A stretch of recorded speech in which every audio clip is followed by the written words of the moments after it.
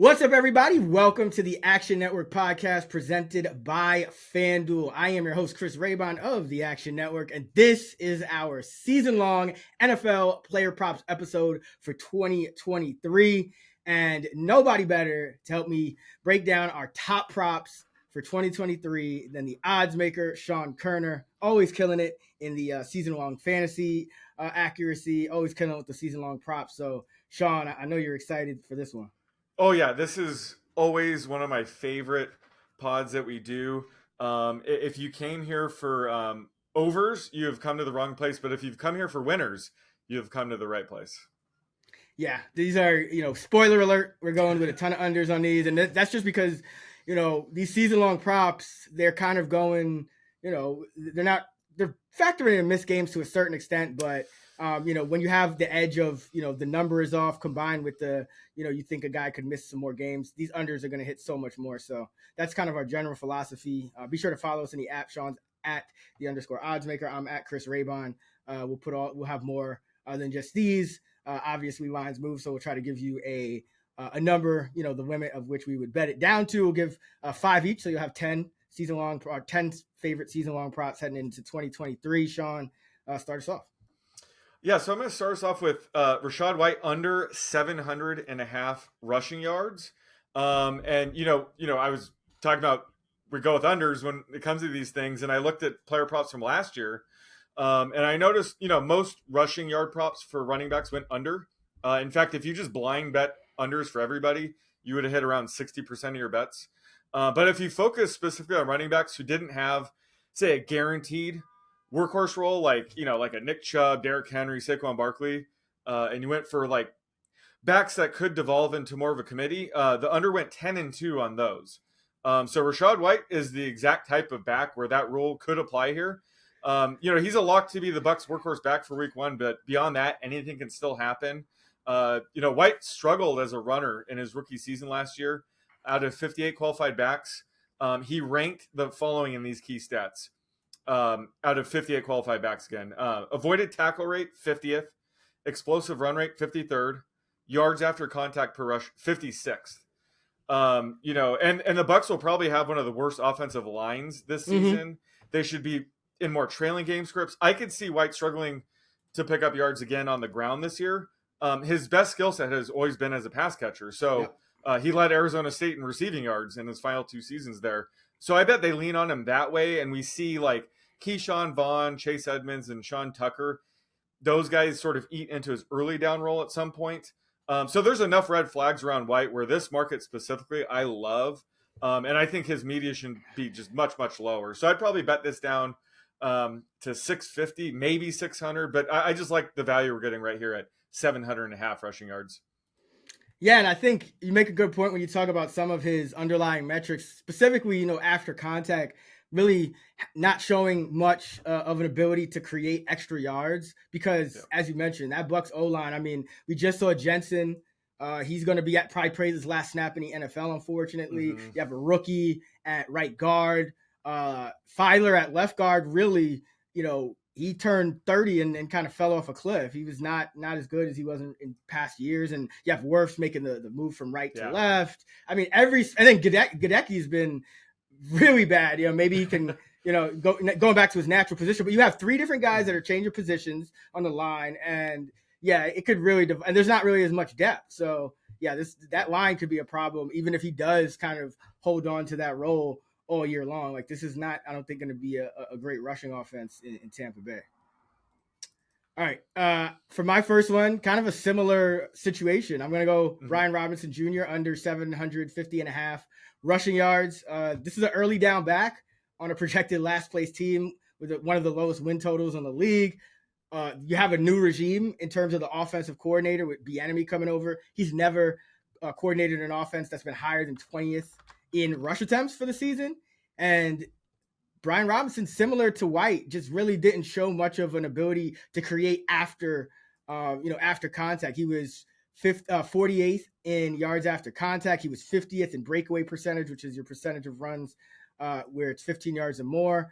And his yards per carry average was just 3.9. So this Washington offensive line still projects to be one of the weaker units in the league. PFF has him 27th heading into the year. So just a lot of red flags here. And then you still have Antonio Gibson challenging, and you might have Chris Rodriguez at some point challenging for work as well. So, and then that's in addition to just, the normal injuries that you would expect from a running back. So, Brian Robinson, I think this is too high. I would go down to anything 700 or above. I would bet the under. Yeah, no, this is another good one. He fits the profile of the backs that went under 10-2 last year. And like you said, his backup, or the guy they drafted, Chris Rodriguez, is very similar. And apparently that's who Eric Bieniemy wanted, their new offensive coordinator. So they let him sort of make that pick. So that's another bad sign for Brian Robinson. And like you said, his efficiency metrics were not great. This is a very, tough market for him to clear. And yeah, his median should be, I would say 650, something that low. But yeah, I love the value we're getting here. And it's interesting, just on the topic of running backs, before we move on. So it's interesting that you said a lot of the running backs, outside of the top, maybe top guys with the, locked in roles went under last season, because I was looking at, and that's an interesting edge that, we might have in fantasy as well, is that a lot of the running backs in the RB1 tier, the top 12 that were drafted in ADP last year, they only missed an average of 1.3 games. That is usually triple that, especially in a 17-game season. So this year, I think you could see running backs across the board missing more. So, these guys, but just in general, I think running backs are going to be a good underbet, and there might be some hidden value in projections because running backs didn't miss as many games as usual last year. And I think you could see that come back down to hurt. And you had a really good running year in general for the NFL. If you just look at the league averages, the rushing was up, rushing touchdowns were up, rushing yardage was up, and passing numbers were down. So there's a lot of kind of hidden value, I think, in going under on a lot of there's also just so many outs when it comes to running backs. I think Cam Akers last year is the perfect use case. I think we were both on his under, and he had a phenomenal season, right? The last 6 games, he was the RB2 in fantasy, but he didn't even come close to his prop because, he got benched. They had more of a committee early in the season, and then they were looking to trade him, so he sat out a couple of games. I think he might have missed the game or two due to injury. But when he was active and the workhorse back, he did good. But again, there was just so many other things going on outside just his play that contributed to under hitting. And that's kind of what goes into these props. Again, like a Christian McCaffrey, Derrick Henry, Nick Chubb, they're going to have a workhorse role no matter what all season long. We're not going to see any shenanigans. But these other backs, the Brian Robinsons, Rachaad Whites of the world, there is so many different outs for them to go under. That's why they hit at such a high rate. Yeah, and especially because these backs aren't, the best, top of the line backs in the league, you also have another out could just be they trade for a guy who, comes in or something like that. So there's just so many reasons why these unders tend to hit more. All right, where are you going with your second prop? I'm going with Isaiah Hodgins under 500.5 receiving yards. Now, he had a phenomenal year last year, after spending the first 4 weeks on the practice squad. Didn't do really much of anything when he was on the Bills his first 2 seasons. He turned into one of the Giants' top receivers, if not their top receiver, in the second half of last season. And it was a combination of, the Giants really not having anyone left, and Hodgins is playing really well. However, this year he has much more competition. They added the likes of Paris Campbell, Jalen Hyatt in the draft. Sterling Shepard and Wan'Dale Robinson will probably see playing time when they're healthy. But more importantly, this addition of Darren Waller is going to steal quite a few targets from people like Hodgins. It's pretty clear that Waller's going to be Daniel Jones' number 1 target, and by a pretty large margin. So another thing, Hodgins benefited from having an 82% catch rate last season, which was really high for a guy with an ADOT of 9.3 yards. Typically, you'd expect a catch rate closer to 60, 70%. With an ADOT that high. So he could see some regression in terms of converting targets to receptions. Now, week 1, he's going to be a starter, full-time player, but it's going to be tough for him to command targets, that enough snaps, targets, and run-heavy offense to feel comfortable taking the over on this with so much competition behind him. So, I'm projecting him closer to 450.5 yards maybe for his median, but this is another guy where he has quite a few outs, for the under to hit. It kind of reminds me of some of these running backs that could turn into more of a committee. So even though I do like Hodgins, his performance last year as a talent. This is a tough prop for him to clear.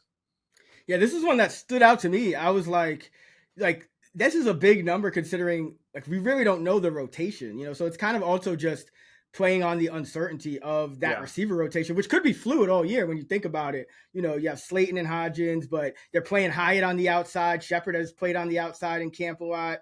Campbell can play inside out. So, Hodgins' role, is going to be fluid, I think, throughout the year. Now, there's always the risk that he outplays everyone and he's the one that sticks, but there's 6 guys that could realistically get, could be starters on that team on the outside or at receiver, I should say. So yeah, I'm with you on this one. It's just, you're just playing on the uncertainty of this Giants receiving core. And another thing is, I know like you, I'm kind of, it makes me uncomfortable taking overs.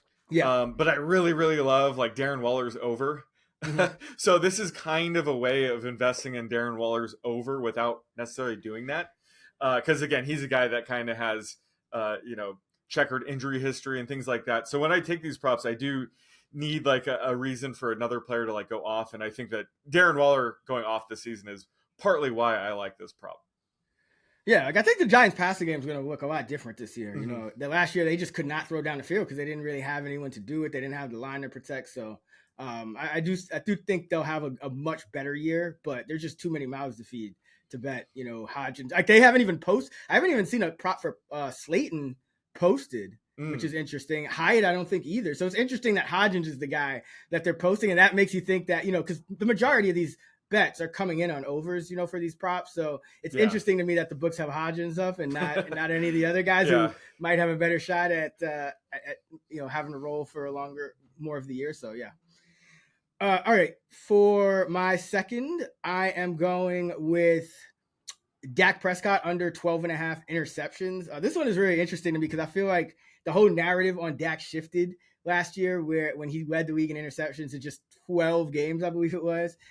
He threw 15 picks, but that was one of the lowest league-leading interception rates in a long time. But more importantly, Dak's career rate is 2%, so you would need about 650 pass attempts to reach that. His career high is about 596. We know Mike McCarthy and Schottenheimer, they don't want to just be throwing the ball all around the yard this year. I think they'll still throw a decent amount, but this is for Dak. This is a big number. That's, I think, a lot, like way too based on what we saw last year, where we know there's research out there showing that interception rate takes anywhere from 1,000 to 2,000 career pass attempts just to stabilize. So you really have to look at their career rates a lot more than just a 12-game sample last year where I remember there was one where he got pick 6 in Jacksonville. It wasn't his fault. Like a lot of these interceptions just didn't go his way. So if you look at his career numbers, he throws about one every 0.67 per game. So about 2/3 of an interception every game. He would need to play 19 to 20 games to reach 13.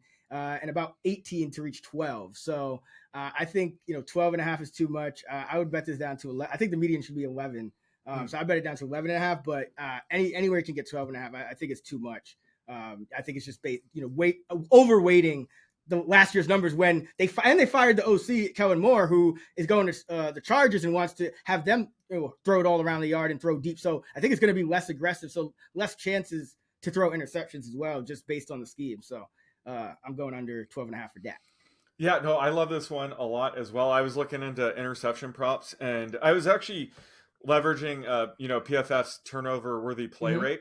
And I saw like last year you would have gone 8-2 if you just regress the guys that were maybe unlucky the year before and the guys that were lucky, take their over. And Dak by far topped this model.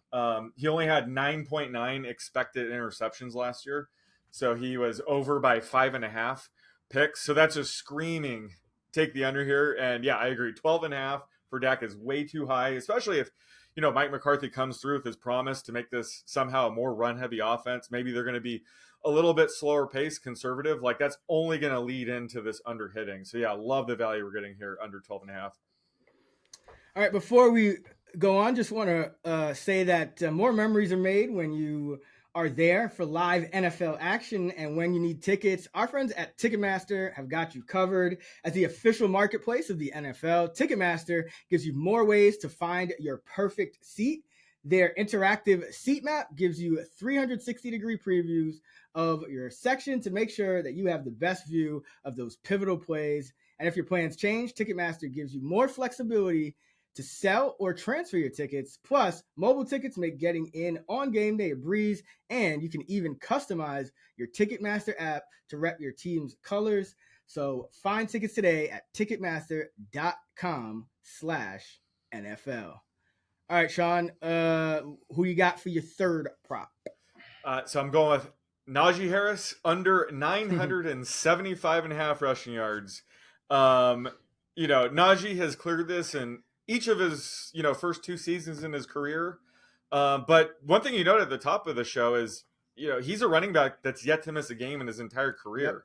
Yep. That's going to be very tough for a running back to do that for a third season. So there's a chance he finally misses a game or 2, maybe 3 this year. So that's going to make it even tougher for him to clear this. But the main threat here is Harris not going to be able to fend off Jaylen Warren as much as last year. Warren started to eat into his receiving work last year, but all signs point to Warren, eating into Harris's early down work even more this year. And just based on their limited preseason action, Warren's going to be mixing in a lot more on early downs, even more than I thought heading into the preseason. So, just if you look at some key metrics, how these running backs fared last year, it's clear that Warren deserves more work. I mean, if you look at avoided tackle rate out of 58 qualified backs, Najee was 21st, Jaylen Warren was 8th.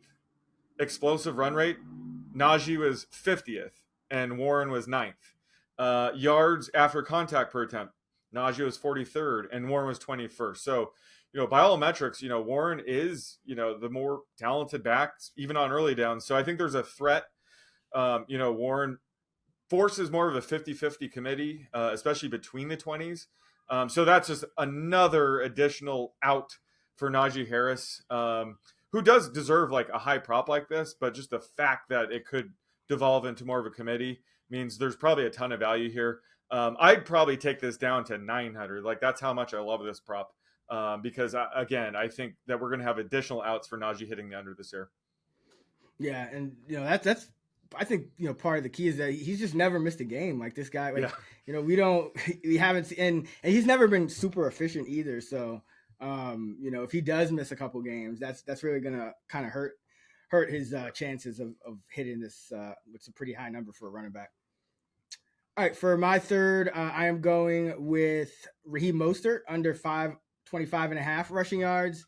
This is one where, we still don't know exactly what's going to happen with the Miami backfield and Jonathan Taylor and all that. Apparently trade talks are heating up, but if they acquire Taylor, I mean, you might as well cut this prop in half. But the reason I like it is because they're, even if not like Mostert goes into the year, same as last year, or not same as last year, but with Wilson and, Etienne eventually comes back, there's still a lot of outs for this to hit under. Number one, he's going to his age 31 season. He's missed 26 games over his last 3 years. He's already likely to be in a 3-way committee at some point, because I know Etienne got hurt, but, he got less guaranteed money than Wilson. He got $2 million. And then Wilson got $2.6 million. And then Etienne was drafted 84th overall. So, that's that. Then in addition, we know that Miami pursued DeAndre Swift, Dalvin Cook, and now they're, really trying to go out and get Jonathan Taylor. So the odds that they want Mostert in a big role is already low. And the fact that he's been one of the least durable running backs throughout his career, and now is in his age 31 season, I think tells you all you need to know. So, I would bet this down to 500, but there's a chance, if they acquire Taylor, this is going way under unless like Taylor gets hurt maybe. But even then, you still need Mostert to stay healthy. So just way too many things have to go right, I think, for Mostert here to put up, a good amount of rushing yards again this year. Yeah, he's the perfect type of back to smash the under on these props. Like you said, he's always an injury risk, but especially right now, he's a potential like trade risk where they acquire not even just like a Jonathan Taylor, but they could sign like Kareem Hunt, Leonard Fournette at some point, or maybe late in the season, Derrick Henry, who knows? But just there's so many ways, so many paths for Mostert to go under that this one's a no-brainer for me as well. All right, what do you got for your fourth one? So I'm going with DJ Chark under 44.5 receptions. And he's a type of player who has a wide range of outcomes since he's mainly a downfield threat. You know, he had an ADOT of 15.5 yards last year, assuming the Panthers brought him in to be used similarly in their offense. However, he's just not a good fit for Bryce Young, whose main weakness might be, you know, his accuracy downfield. Plus, last year in all of Division II, he had the second most time to throw when he attempted to pass 20 plus yards downfield. He won't have that luxury in the NFL, especially behind the Panthers' offensive line. So that's just going to make it tougher for him to target a player like Chark. So I just don't like the fit with Chark in this offense. I think, you know, Bryce Young's top target early in the season might be Adam Thielen. Then eventually, I think Jonathan Mingo will be his top target. I think they're the perfect fit for each other. So while Chark might have spiked weeks, this is the ideal market to fade him. You know, plus he's missed a handful of games in 4 of his 5 seasons. And he's currently dealing with a hamstring injury where he might be a game time decision for week 1. So if he doesn't suit up, this bet will be voided. I don't think that's a reason not to take this. If anything, it is, because if he suits up week 1, he could be limited. And this is an injury that could linger into the season. So this is the exact type of bet I want to lock in right now. It was actually 48.5 last week. It's already down to 44.5. That's where, you know, the sharp money is going. So I love the downside of DJ Chark at under 44.5 receptions. And I'd probably bet it down to like 42.5, 41.5, somewhere around there.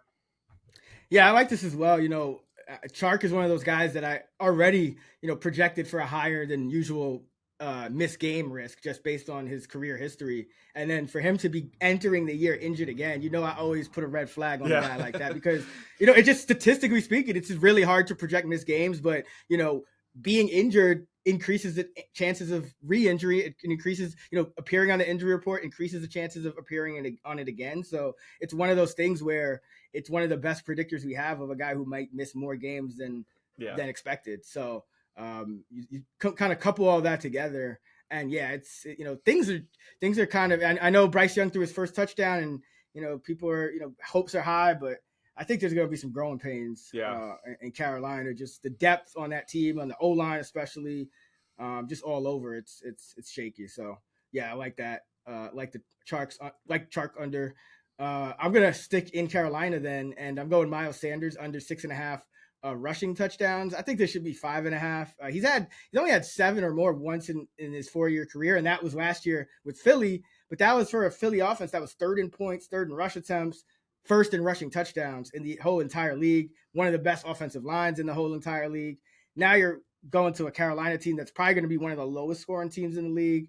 Has, you know, an offensive line that looks like it could be among the league worst. And this is a guy who's missed 9 games in his last 3 years and is dealing with a nagging hamstring injury already in camps. He's another guy that they've been holding out. So just another one of these guys where it all kind of lines up. You know, you have, you know, going to a worse offense. You have a guy who, and, you know, you have Chuba Hubbard behind him too. I know they paid Sanders a lot of money, but he's never really stayed healthy until last year. He kind of took on a big workload. So I want to kind of fade him coming off that. And I just think the touchdown potential on a team like Carolina is going to be so different than it was on a team like the Eagles. So Myles Sanders, because he can stay healthy, play all 17 games again, and has a pretty decent chance of going under. Only 18 running backs had 7 or more rushing touchdowns last year. So it's kind of the median running back would get, you know, 7 or more. So, but there's definitely a chance for him to go under, even if he plays every single game. So I'm going under 6.5.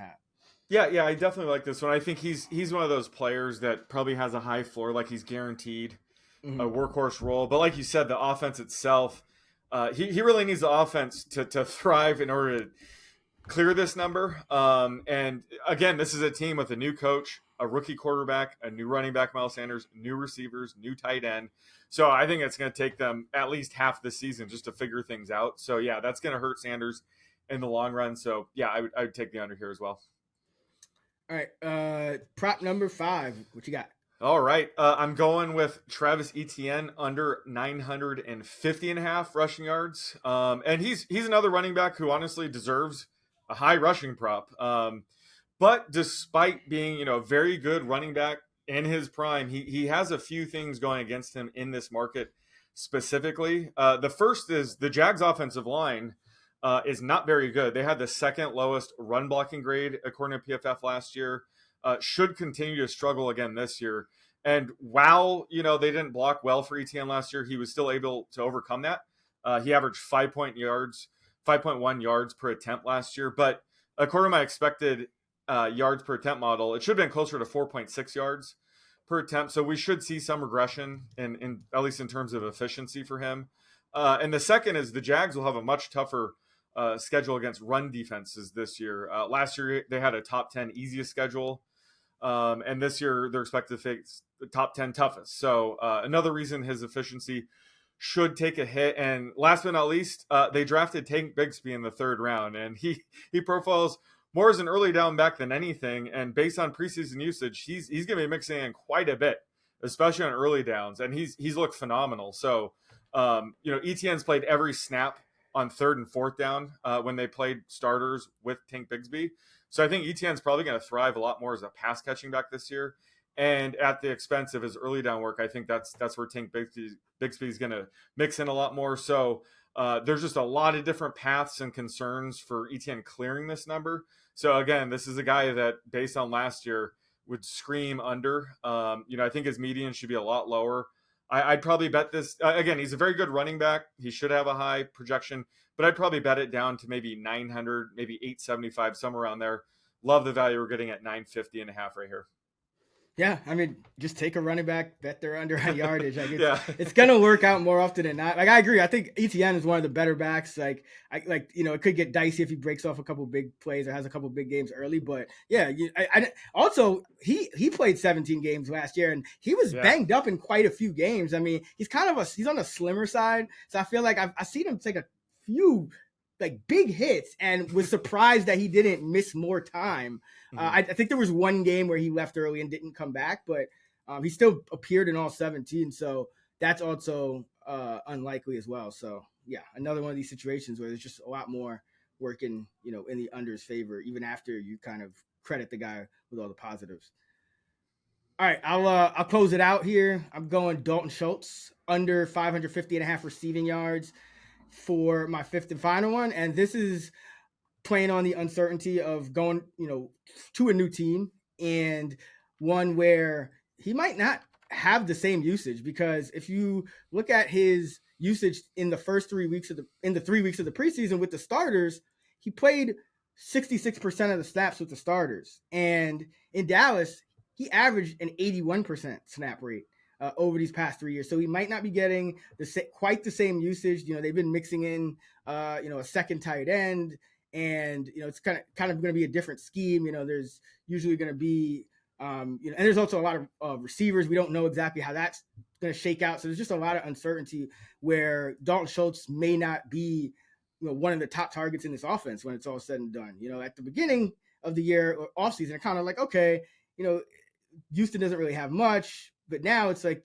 they have Woods, they have Nico still there, Tank Dell is looking good. Like, there's just a lot of guys, and that could be a fluid situation all year long. So, I think over 550 is a lot. And then his career average up to target is 7. So this is a guy who he could still catch a decent amount of passes, and it's still going to be tough for him, I think, to go over this without a couple of monster games, which I just don't know if he's going to have with CJ Stroud in year one. So I'm just going under with Schultz here at 550. I would bet it down to about 500. Yeah, I mean, obviously, I love this one. I've been bagging on Schultz all offseason. And yeah, his preseason usage was not a good sign that he's going to get a lot of playing time. And I don't think Brevin Jordan even played in the preseason. So, Schultz's routes run rate might be even lower.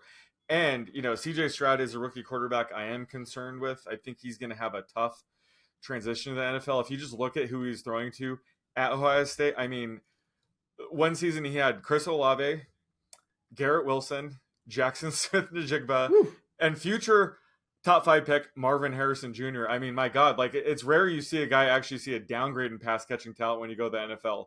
So yeah, he's going to see Dalton Schultz running out there. It's a downgrade for Stroud going to the NFL. So yeah, I think just investing in unders in sort of the Texans passing game, except for Tank Dell, but specifically Dalton Schultz is definitely the way to go here.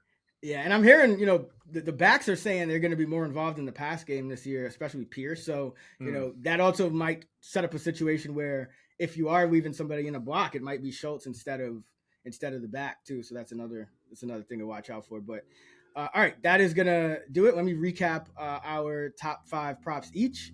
Sean likes Rachaad White under 700.5 rushing yards, Isaiah Hodgins under 500.5 receiving yards, Najee Harris under 975.5 rushing yards, DJ Chark under 44.5 receptions, and Travis Etienne under 950.5 rushing yards. I'm going Brian Robinson Jr. under 750.5 rushing yards, Dak Prescott under 12.5 interceptions, Raheem Mostert under 525.5 rushing yards, Myles Sanders under 6.5 rushing touchdowns, and Dalton Schultz under 550.5 receiving yards. That's going to wrap it up for our season-long player prop episode for 2023 here on the Action Network podcast presented by FanDuel. You can find Sean on X at @_oddsmaker. I'm at Chris Raybon, and we're at those same handles on the free award-winning Action Network app. Be sure to check out actionnetwork.com if you need our season-long player rankings for fantasy or player projections. And of course, we'll start getting our week 1 stuff up there pretty soon as well. So be sure to check that out. Until next time, let's get this shmoney.